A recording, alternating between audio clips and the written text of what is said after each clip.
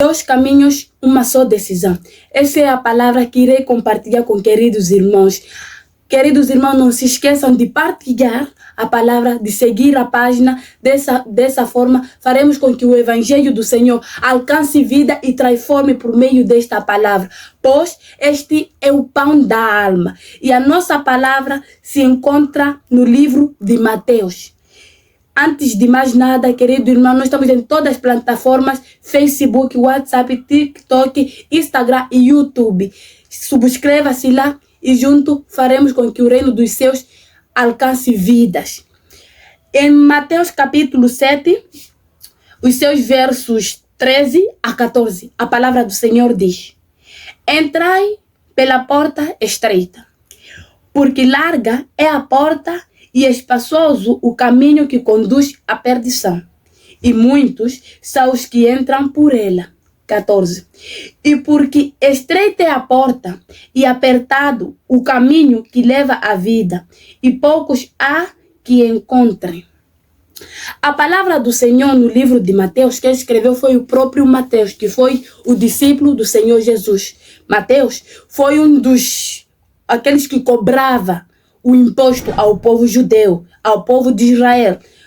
Então, a palavra do Senhor aqui fala sobre dois caminhos, que um é estreito e outro é largo. Destes dois caminhos, os dois caminhos, o homem é que decide seguir. Se a pessoa quer o estreito ou se a pessoa também quer o caminho largo. Aqui já é a decisão da própria pessoa. Por isso que o livro em si, o seu subtítulo, vê ali os dois caminhos.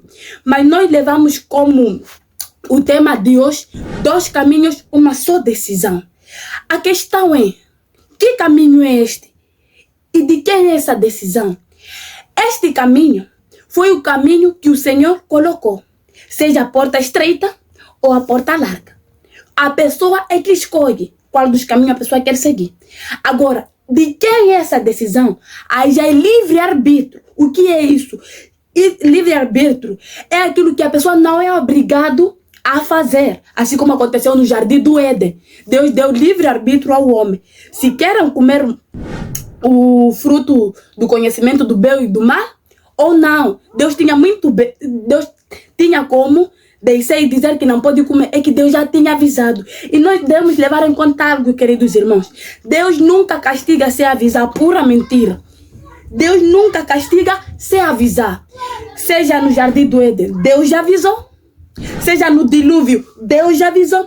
Sodoma e Gomorra, Deus já avisou. Quer dizer, em todas as partes, Deus já avisou. Até para Faraó, para o povo ser libertado do Egito, Deus também avisou. Então, desses dois caminhos estreito e largo, também Deus avisou. O Senhor Jesus, nesse caso, que diz como: entrai pela porta estreita. Aqui não é um pedido, é uma forma de te alertar que o melhor é entrar pela porta estreita. Só que aqui tem um porém. A porta estreita está mais inclinada para as coisas do céu, isso é, para as coisas de Deus. Na porta estreita não aceita pecado. Esse é um ponto. Na porta estreita não aceita mentira. Esse é outro ponto. Então, quando você deixa de mentir, quando você deixa de cometer pecado, a tendência é de você começar a se inclinar para as coisas de Deus. Porque a porta estreita, se te impede de fazer pecado, de cometer o pecado, é porque tem outra parte que ela vai te conduzir. Se ela te impede a cometer, a fornicar, a prostituir, a mentir, a roubar, a beber, esse ponto aí é porque ela vai te levar a outra parte. É aquilo que se diz: onde há vantagem, há desvantagem. Se na porta estreita a vantagem é de entrar no céu, mas também tem sua desvantagem. Qual é? Que é essa aqui na terra. Deixar as coisas da terra, perder a diversão da terra, perder as coisas daqui na terra. Aí está a desvantagem. Só que aqui tem um porém. As coisas, a porta estreita, ela nos inclina para as coisas do céu. E lá não cabe lugar para o pecado. Ela nos leva mais para coisas do céu, que é se santificar, falar a verdade, viver na verdade, viver na palavra. E ela nos aproxima do céu nessa porta estreita. Por quê? Porque se você não comete pecado, você se santifica, a grande possibilidade é você se aproximar e ter uma relação íntima com Deus. Essa é a vantagem da porta estreita. Só que aqui tem um porém. Como é que nós podemos identificar se alguém está na porta estreita ou não? Aqui temos 3 características. A primeira é o arrependimento. Nessa parte do arrependimento, para a pessoa saber que essa aqui está na porta estreita, é o arrependimento. Como está escrito, Mateus 3, seus versos 8, diz assim: produzir, pois, frutos dignos de arrependimento. É o arrependimento. Primeira parte é o arrependimento. A questão é, o que é arrependimento? Arrependimento é ato de deixar, ou de conversão, ou de deixar uma certa prática que a pessoa praticava. Quando alguém diz que eu estou arrependido, primeiro, é porque a pessoa reconheceu que fez o ato, porque ninguém vai se arrepender antes de reconhecer o ato. Por isso que tem certas pessoas que numa certa situação, quando se encontram numa certa situação, eles são obrigados, falam, é melhor se arrepender, e dizem como, tá bem, já me arrependi. Quer dizer, a pessoa não reconhece. Quer dizer, a pessoa não aceita que aquilo a pessoa fez. Essa pessoa não se arrependeu.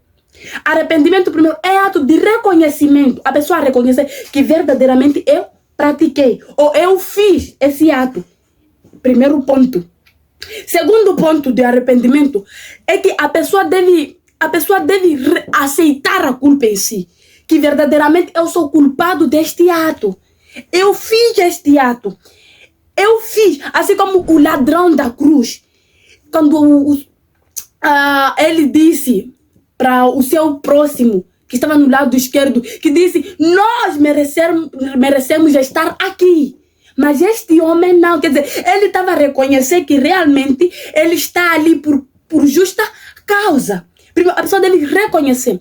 Depois de reconhecer, a pessoa deve procurar a solução. Como é que posso fazer? Como é que eu posso fazer para eu ser perdoado desse erro? Que é na parte do arrependimento. E só para a pessoa reconhecer que fez e a pessoa ser perdoado é com Cristo Jesus. É com Cristo Jesus. Por isso que a Bíblia diz no livro de Atos, capítulo 3, versículo 19, diz assim a palavra do Senhor: arrependei-vos, pois, e convertei-vos. Porque aqui não tem só se arrepender, é necessário se converter. Por isso que tem dentro da igreja pessoas que estão dentro da igreja que disseram que aceitaram a Jesus Cristo, só que não se arrependeram. Por isso que tem pessoas que não são cristãos, que dizem assim, aquele que faz parece que nem é cristão. Esse indivíduo não se arrependeu e muito menos se converteu. Se arrepender é a pessoa deixar aquilo que fez, a reconhecer aquilo que fez e deixar, quer dizer, abandonar. Se a pessoa mentia, deixar de mentir. E as pessoas dirão verdadeiramente, este se arrependeu. Porque se a pessoa se arrepende e volta a fazer aquele ato, a pessoa não se arrependeu. Essa pessoa só teve convicção naquilo e fiz por quê? A pessoa não se arrepende. Quem se arrepende realmente deixa o que faz. Quem se arrependeu realmente não volta a fazer aquilo que fez. Só que a Bíblia aqui não diz só arrependei-vos. Diz convertei-vos. Por que se converter?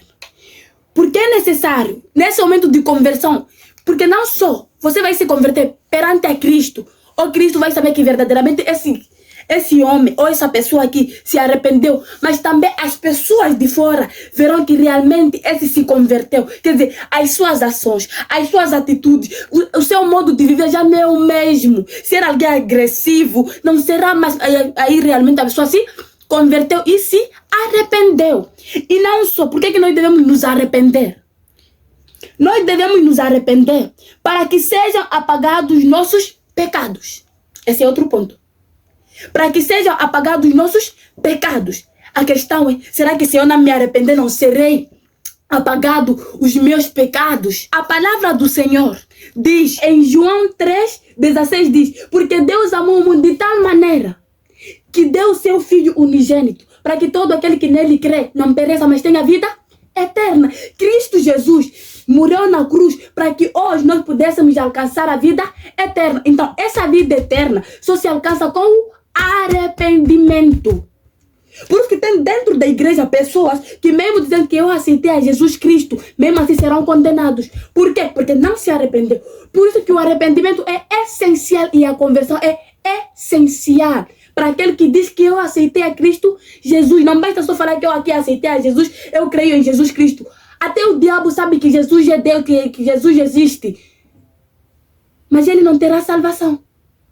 Agora, nós cremos em Cristo Jesus, mas não nos arrependemos. Não há salvação.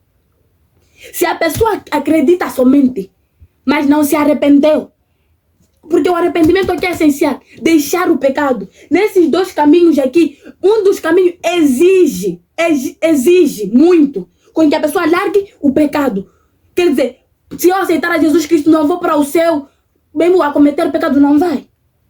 Porque a Bíblia diz que a porta é estreita. Deus não tem compromisso com o ser humano. Deus não vai se comprometer naquilo, como essa aqui fazia boas obras, como essa aqui pregava, mas mesmo assim cometia pecado, então vai entrar no céu. Judas andava com o Senhor Jesus, era discípulo do Senhor Jesus, morreu, foi no inferno. Por quê? Não tinha se arrependido. Nele não havia arrependimento. Então, primeira coisa, nesse primeiro caminho aqui, que é a porta estreita, é o arrependimento. Queridos irmãos, é necessário com que os que se dizem cristãos se arrependerem. Porque se nós não deixarmos a nossa má prática, nossa prática maldosa, tarde ou cedo Deus vai nos julgar por causa dessa prática. Aquilo que nós achamos ser pequeno, foi isso mesmo, essa mesma coisa pequena que levou Cristo a ser crucificado. Essa mesma coisa, essa mentirinha, esse pequeno roubo, esse pequeno desvio, foi isso que levou Cristo Jesus a morrer naquela cruz, por causa de nós.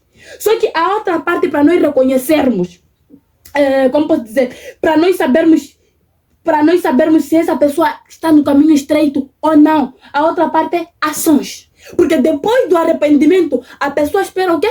Ações. Quer dizer, mudança de atitude.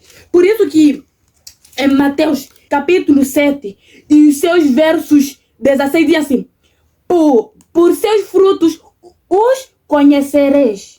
Porventura colhem-se uvas dos espinheiros ou figo dos abrolhos?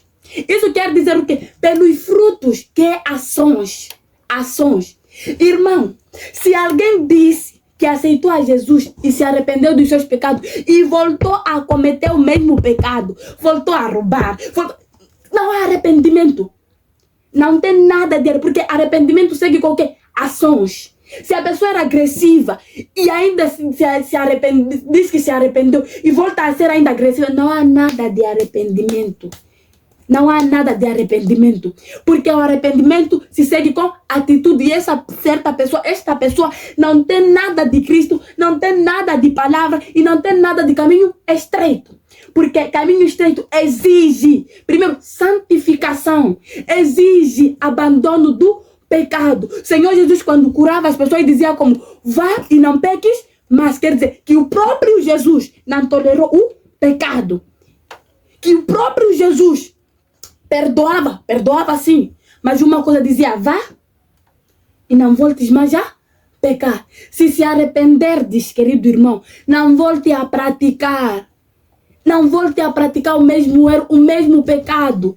Mas uma parte é, quando a pessoa se arrepende, não vai deixar de dia para noite o pecado. Não. Não vai deixar de dia para noite. Por quê? Porque a palavra no Evangelho de João, capítulo 16, versículo 8, diz que quando o Espírito vier, convencerá. O Espírito Santo vai te convencer do teu pecado. O Espírito Santo vai te convencer da sua iniquidade. Quando você querer cometer a iniquidade, o Espírito Santo falará contigo: não faça isso, é pecado. Porque perante os olhos do seu mestre, a qual tu dizes que o segues, é pecado, então não faças. Esse Espírito Santo, a missão dele é convencer a humanidade do pecado. Então, se querido irmão está dentro da igreja e vê o pecado como uma coisa normal, e vê o pecado como uma coisa normal, uma coisa que não tem grande peso, é porque o Espírito Santo já falou contigo, cansou. Aquela voz que vem na nossa mente dizendo: isso não faça, é pecado. É o Espírito Santo te alertando que não faça isso. Tu que se dizes servo do Senhor, Por quê? Porque tem cristãos dentro da igreja, membros em comunhão, que conhecem a palavra, com tudo que eles costumam ver, com tudo que eles veem maravilhas, não crê. Porque isso é para se cumprir o que está escrito no livro de Isaías 42, versículo 19. A palavra de Deus diz assim, versículo 19, diz: quem é cego senão meu servo? Ou surdo como meu mensageiro? A quem envio? E quem é cego como meu galardoado? E cego como meu servo? Tu vês muitas coisas, mas não as guardas. Ainda que tenhas ouvidos abertos, nada ouve. Quer dizer, a pessoa está dentro da igreja. Está dentro da igreja. Está lá dentro o tal cristão arrependido está dentro da igreja, com tudo que ele vê, com toda a palavra que ele ouve, que isso é pecado, irmão, juízo final existe, irmão, arrebatamento, com tudo que ele vê, milagre, prodígios que o Senhor opera, mesmo assim continua na incredulidade do seu pecado. Tem cristãos que amam o pecado, irmão, ou você deixa o teu pecado, ou o teu pecado vai te matar. Ou você larga o teu pecado, ou espera o teu pecado se encontrar contigo no juízo final. Será teu pecado que vai te arrastar ao lago do fogo. Porque o Senhor aqui está a vir a dizer: quem é surdo ou cego, senão o meu servo? Está lá dentro da igreja, conhece a palavra. E essas pessoas que cometem um pecado não são pessoas de longe, estão dentro da igreja. São pessoas que conhecem o evangelho. São pessoas que já que ouviram que Jesus é Deus, que Jesus salva, que Jesus purifica, e porventura pregam a mesma palavra. Mas ao contrário disso, o que eles fazem? Cometem aquilo que eles pregam. Fazem ao contrário. E esses discípulos que dizem como: não façais o que eu faço, mas façais o que eu digo. Isso na Bíblia não vai se enquadrar nunca. Por quê? Porque o Senhor Jesus disse: se eu que sou o vosso Senhor fiz isso, façai vós também. Quer dizer, se tem um cristão que está fazendo ao contrário do que Cristo fez, esse não é discípulo de Jesus. E esse não está arrependido. Esse é um Judas que se encurralou no meio das ovelhas. Esse é um Judas que está no meio da seara. Não tem nada de Cristo aí. Não tem nada de Cristo. Então a Bíblia aqui está dizendo ações. Por isso que tem pessoas lá fora que quando os que se dizem cristãos fazem alguma coisa, eles dizem como: o que estás a fazer parece que nem és cristão. Quer dizer, eles que estavam a esperar com que o que os cristãos dizem praticassem, mas ao contrário. Fazem ao contrário. Fala uma coisa, pratica outra coisa. As pessoas dizem como: prefiro vai lá eu que não vou para a igreja. Melhor sou eu que não vou para a igreja. E a Bíblia também diz: é melhor Sodoma e Gomorra, é melhor Sidom e Ciro, que não tiveram a palavra, que não conheceram a palavra. O seu castigo será menor do que nós, os que se dizem cristãos, os que se dizem filhos de Deus, que conhecem a palavra, sabem o que é pecado, o que não é pecado, mas mesmo assim cometem. A Bíblia diz que o castigo será maior. Melhor aquele ímpio que não conhece a palavra do que você que se diz cristão, mas mesmo assim distorce a palavra. E mesmo assim pisa a palavra, faz ao contrário da palavra. Então, se ver esse tipo de pessoa aí, não se admire. Esse não tem nada de Cristo. Não tem nada de Cristo. E não tem nada da palavra. Então, se a pessoa está na porta estreita, é necessário que a pessoa se arrependeu de verdade. Se o que praticava já não pratica, se as suas ações já não são mais as mesmas, porque a Bíblia diz: pelos seus frutos os conhecereis. Então, se os seus frutos, o que ele faz, é a mesma coisa antes dele se converter, então não tem nada de Cristo. Não tem nada de Cristo. E a outra parte, que é a terceira, a outra parte é a palavra. E isso se encontra onde? Isso se encontra no livro de João, Evangelho de João, capítulo 16, capítulo 15, desculpa, capítulo 15, versículo 3, diz assim: vós já estáis limpos pela palavra que vos tenho falado. O Senhor Jesus está a dizer como: vocês já estão limpos pela palavra que vos tenho dito. Quer dizer que é a Bíblia. Esse tal que se diz que se arrependeu, que está na porta estreita, se essa pessoa não vive a palavra, se não vive a Bíblia, não tem nada de cristão. Porque é necessário que o cristão guarde os mandamentos do Senhor, os decretos do Senhor. E onde podemos encontrar esses decretos? A palavra. Ser de santo porque eu sou santo está onde? Na palavra. Amar seu próximo como a ti mesmo está onde? Na palavra. É necessário que os cristãos bebam a palavra. É necessário que os cristãos vivam a palavra, porque essa palavra que nos corrige a outra parte. Essa palavra que quando a gente lê, diz, não matarás, não furtarás, o velho homem não seja mais visto em vós. Está aqui na palavra. Agora tem aqueles crentes que só abrem a Bíblia quando estão na igreja. Só leiam a Bíblia quando dizem, querido irmão, vamos abrir a Bíblia em João tanto. Essa pessoa não tem a palavra. E esse tipo de pessoa é uma presa fácil para Satanás. É uma pessoa que quando as flechas do inimigo chegaram, não tem com o que se defender. Por quê? Porque Efésios, a palavra do Senhor diz que a espada é a palavra. É a palavra com que o crente se defende. Vê o pecado da prostituição. A Bíblia diz em Timóteo, fugir da sua mocidade. Vê a palavra do adultério. A palavra do Senhor diz, em Gálatas diz que as manifestações da carne, as quais são o adultério, é a palavra. Se a pessoa não tem a palavra, é fácil de cair. Por isso é necessário que aquele que se diz que se arrependeu, viver a palavra. Leia a palavra. É essencial para o nosso crescimento. É essencial para o nosso conhecimento. Porque lá fora tem muitos filósofos que vêm com suas teorias. Irmão, se você não ter a Bíblia, você vai embora. Se tu não tiverdes a Bíblia, facilmente o inimigo vai te arrastar. Facilmente o inimigo vai te levar. Por quê? Porque será de uma presa fácil. Porque não tem a palavra. Está de pequena tribulação, não tem onde ir. Está de pequena aflição, não tem onde ir buscar que o Senhor é a minha fortaleza. Por quê? Não lê a palavra.